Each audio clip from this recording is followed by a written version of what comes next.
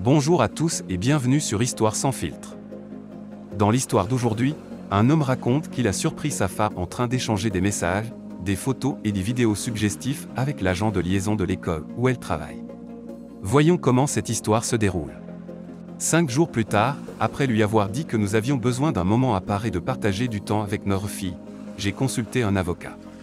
Ce qu'il m'a dit ne m'a guère plu. Elle n'a jamais travaillé à plein temps depuis que nous sommes ensemble. Nous avons passé beaucoup de temps et d'argent à agrandir notre maison, en plus de la propriété locative que j'avais avant notre mariage. Je n'étais pas prêt à entamer ce processus, aussi, je l'ai laissé revenir.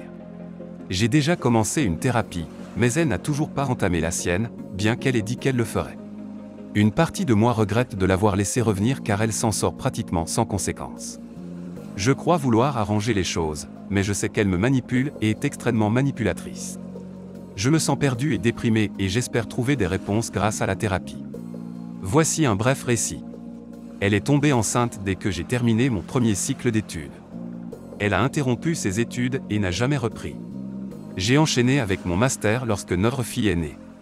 Je n'ai jamais cessé de travailler à plein temps, et je suis également réserviste depuis 7 ans maintenant, période durant laquelle elle a admis passer le plus clair de son temps avec lui les week-ends quand je partais. Je savais que j'étais débordé, mais je pensais que c'était ce que je devais faire. Nous n'étions pas mariés quand elle est tombée enceinte, nous sortions à peine ensemble. Je suis rapidement tombé amoureux d'elle, même avant qu'elle ne soit enceinte. Elle m'a dit par le passé que tout cela avait été forcé et j'ai l'impression qu'elle me reproche notre relation. Je lui ai aussi dit que je ne suis pas sûr que nous serions mariés si ce n'était pour notre fille. Voici une mise à jour. Environ 3 semaines et demie se sont découlées depuis le jour J. J'ai payé les honoraires d'avocat cette semaine et je compte m'y rendre aujourd'hui pour signer plusieurs documents. Je subirai une perte conséquente car elle ne gagne presque pas d'argent, mais je vais m'en sortir tant que je pourrai négocier pour garder la maison. J'ai fini par révéler la vérité à la femme de l'amant et nous avons gardé contact pendant quelques semaines en essayant de comprendre ce que nous pouvions faire. Tous deux avaient la même histoire, se contentant seulement de messages, de photos et de vidéos, sans aucune relation physique. Il a dit à sa femme qu'il aurait pu faire tout ce qu'il voulait avec elle parce qu'elle insistait, mais qu'il ne l'a, en réalité, pas fait. Qui sait? Cela ne fait aucune différence pour moi, mais ils essaient de résoudre les choses, alors je leur souhaite bonne chance. Ils travaillent toujours ensemble, mais ma future ex-femme dit qu'ils ne se parlent plus.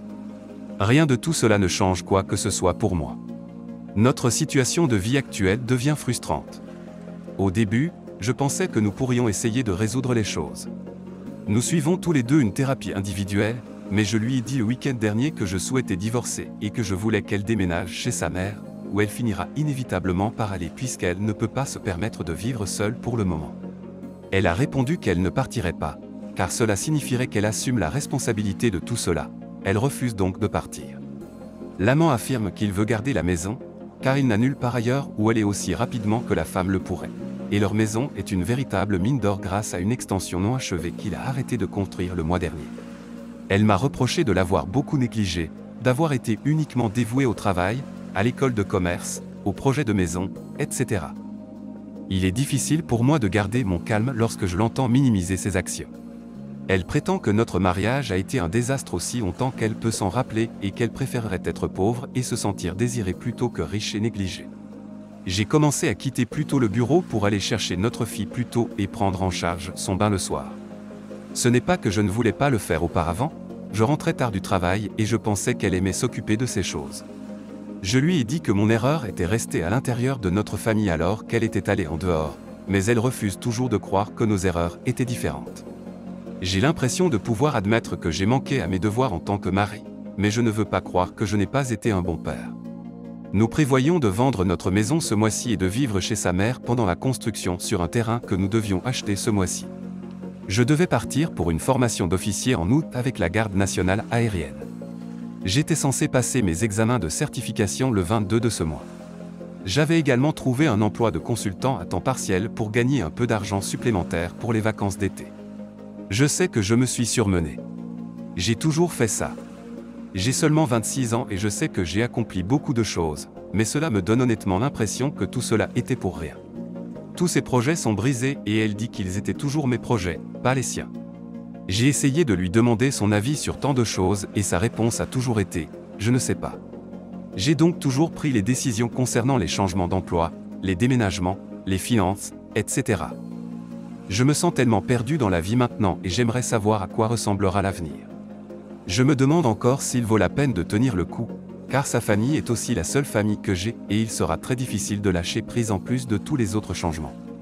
Je sais au fond de moi que c'est peu probable que ça marche. Je suis un planificateur et j'essaie d'avoir des projets à court et à long terme. Évidemment, je sais que les choses changent, mais ce scénario a complètement bouleversé ma pensée et je n'ai franchement plus aucune idée de ce que je dois faire. Elle a fait une tentative assez pathétique de se réconcilier au début, en révélant les vérités au compte-gouttes, en manipulant, etc. Quand je lui ai dit que je divorçais d'elle le week-end dernier, elle a simplement cessé de montrer de la sympathie ou des excuses et m'a accusé de ne pas essayer de régler les choses et que je savais dès le début que j'allais la divorcer. De plus, je n'ai pas porté plainte officiellement contre son amant car il perdrait probablement son emploi et il a aussi une petite fille. Et après avoir parlé à sa femme, j'ai simplement senti que ce n'était plus à moi de m'en mêler puisqu'elle est au courant et qu'ils veulent travailler sur leur mariage. Je suis sûr que ses supérieurs l'ont confronté car j'ai parlé à l'officier des affaires internes pendant un moment car lui aussi a servi et il est passé par une situation similaire il y a 5 ans. Mon avocate est très utile. Elle n'obtiendra que la moitié de sa contribution à la retraite depuis le mariage. Elle sera exclue de tricard à la date de fin du mariage. Elle perdra son identifiant de dépendante et elle ne sera pas en mesure de tout récupérer à mon nom. J'ai fait passer un test de paternité à ma fille quand elle était beaucoup plus jeune, sans que ma femme en soit informée. L'objectif étant de garder la maison à tout prix, pour plusieurs raisons, conscient du coût que cela représentera temporairement. La mère de ma fille est au courant de la situation. Nous avons discuté au début sans que ma femme le sache, mais nous ne communiquons plus maintenant. Je suis sûr que sa famille sait qu'il se passe quelque chose. Cependant, j'ai fait la paix avec l'idée de les perdre et de ne probablement pas connaître toute l'histoire. Son nom n'est pas sur l'hypothèque et mon avocat m'a conseillé de ne pas déposer de plainte officielle auprès du SRO. Ces deux éléments peuvent m'aider à avoir un levier. Quelle histoire déchirante, souhaitons bonne chance à ce monsieur plein de ressources. C'est impressionnant tout ce qu'il a déjà pu faire à ses 20 ans.